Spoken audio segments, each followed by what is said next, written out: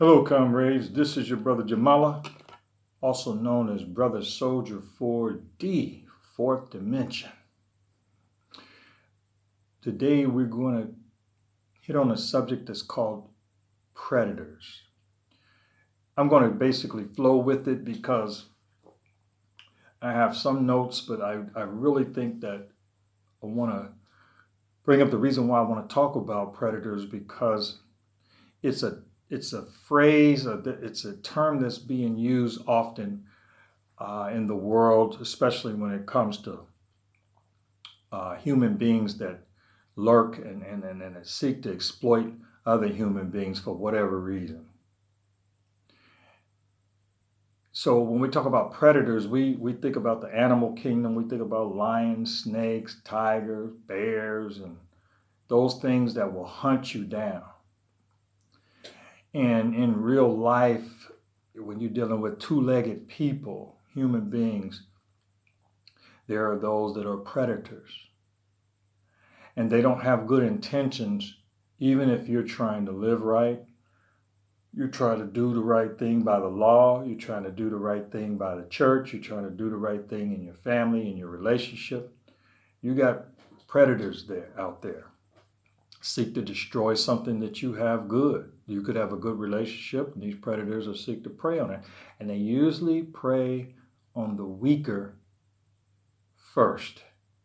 So if there's two people walking together, they're usually going to choose the weaker that they think they can influence or that they can lead astray.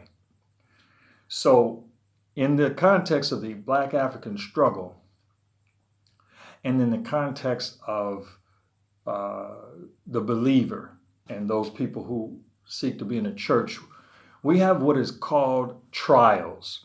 And the trials that are set before us basically are within the environment that we dwell in, we live in, our personal space. Our trials come in many different forms. So if we're African and we're Black Africans struggling in the diaspora, we're Black Africans struggling on the continent, those trials will take place within that context. So if people want to come over from other lands and exploit the people, sell you into slavery, sell you as a sex slave, as a labor slave, whatever the case may be, those were what we would call predators. Because you in there doing your own thing, living your own life, praying to your God, praying and looking to have somebody in your life, looking to raise your children, and somebody comes and disrupts that. Now, a predator could be an individual. It could be a company that you work for. It could be the way that they practice things. It could be a sexual predator that preys on little children or that preys on women. It could be a money predator that tries to take your money, that tries to do fraudulent activities to take something from you. You could be an elderly person. They try to push you around. They try to take your life savings. Whatever the case is, they're out there. And because they're out there, we can't be living in a life of rose-colored glasses, walking through here la-di-da, tiptoeing through the tulips, thinking everything is going to be okay, because we're not living in a world that is okay. So in the African struggle, we can look back in history and see the predatory nature of nations in the way that they come. And so what we often have to keep reminding ourselves is we never want these things to happen to us again. So we have to study some of the ways of these predators so that we don't get caught up in the same thing again, because it could happen again. So I decided to talk, we decided to share this with you today because we felt it was something that's just happening all over the world. And so in the life of the African, we have to watch even the things we watch on TV and in the media, because it's there to captivate our minds and to take us off focus of what we really need to be doing. It's taking us away from understanding that God is in control a lot. It takes us away from focusing on the beauty of our relationships. Distractions, these are things that come to us every time. And so the common things that happen with the African struggle is, especially in the diaspora, is the black male in particular is really a hard target, or what you call a target, that predatory systems seek to subdue. The black male, more so than the black female, is subject to very strict and harsh circumstances that if he were to get angry, if he were to get mad, it is considered taboo. It's almost like you can't express yourself in a entirely normal way with overwhelmingly abnormal situations. You have to be a very gifted and talented person to pass all the tests and trials that come to you as a black male in the diaspora, and maybe even on the continent of Africa.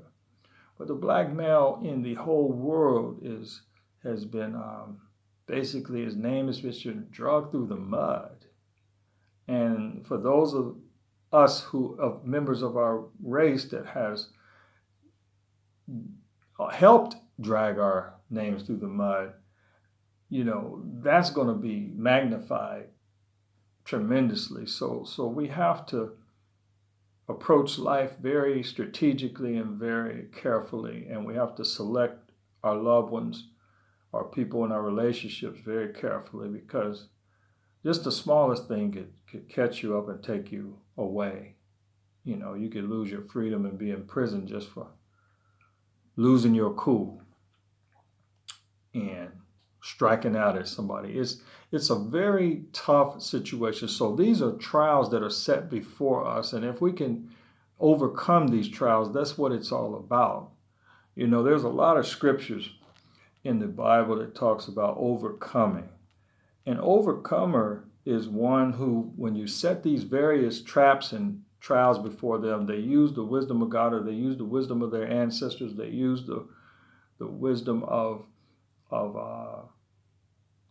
law, the systems of laws, or principles of ma'at,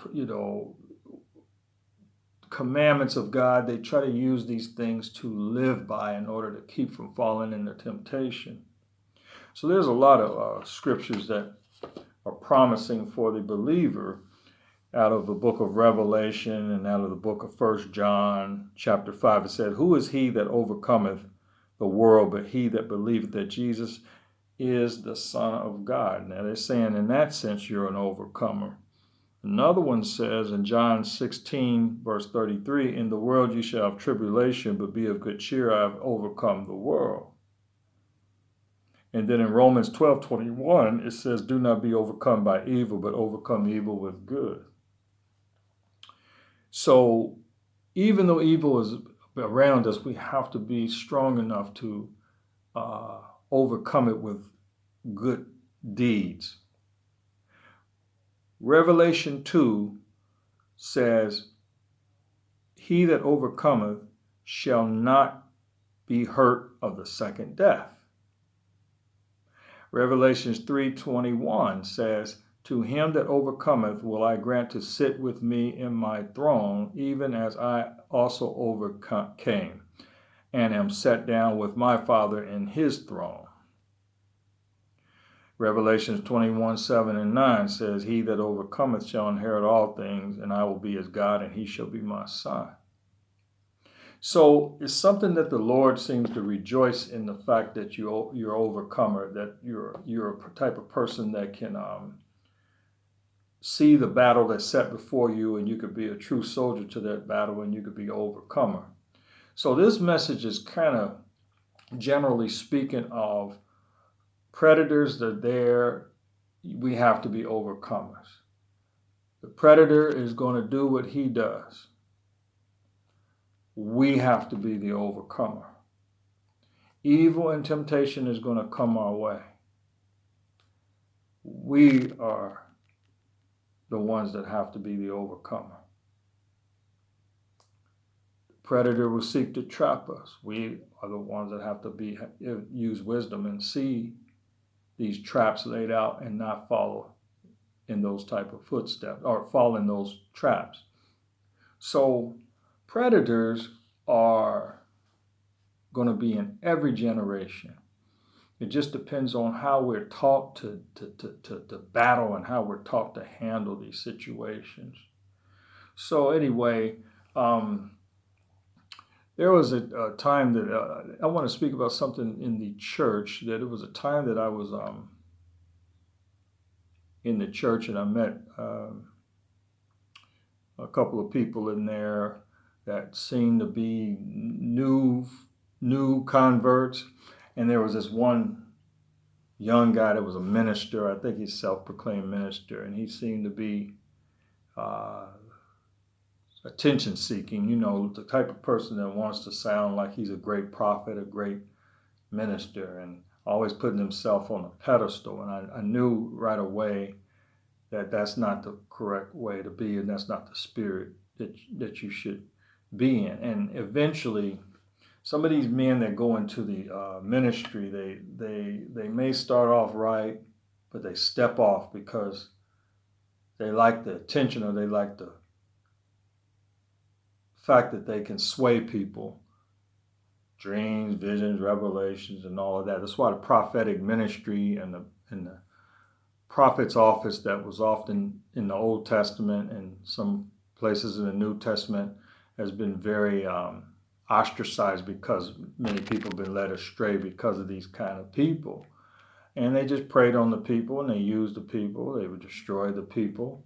And so those kind of offices, those kind of callings can be very, very, they're very serious. And God takes those type of callings serious. And even to the point where even the prophet himself can be destroyed for stepping off. But anyway, you got people out here that are dependent on you to teach them right in the church, and to lead them right, and to teach them the truth about the enemy.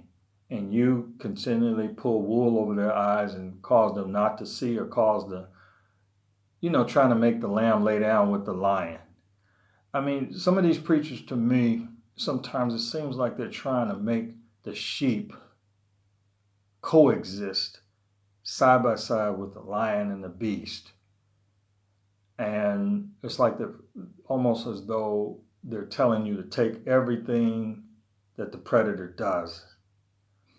And that's why I feel like a platform like this is so important, because we want to be good, faithful stewards in our belief systems, but we also want to be careful because of the kind of people that are out here that can mislead us and misguide us. So always listen to the inward witness and the inward voice of wisdom. If you feel something's not right, if you can't put your finger on it, then chances are you need to pay attention to that, because that may be the voice of the Lord trying to show you that something's wrong. Now, everybody's not a false prophet because they do something, make a mistake or anything, but it's a pattern, and it's a way. If you see that predatory nature in them, where predators usually like hunters, they're like tacticians. No matter what they're in, they're going to be a predator. If they're in a bank, they're going to be a predatory lender, or a predatory type person in that arena. If they're a cop, they'll be a predator cop. If they're have sexual problems, they're going to be a sexual predator. So whatever their MO is, their method of operation, that's where they're going to manifest themselves. And many times predators do not want to be known for what they're trying to do, because they know what they're trying to do is not really right. So they're going to always hunt and be tacticians. They're going to cover themselves. They're going to try to make themselves look like an angel of light when actually they're devil. They're just total devil. So anyway, I just wanted to just brush over that, and we're going to get into another topic about some history and some things that happen in history with slave revolts. Peace, love, God bless.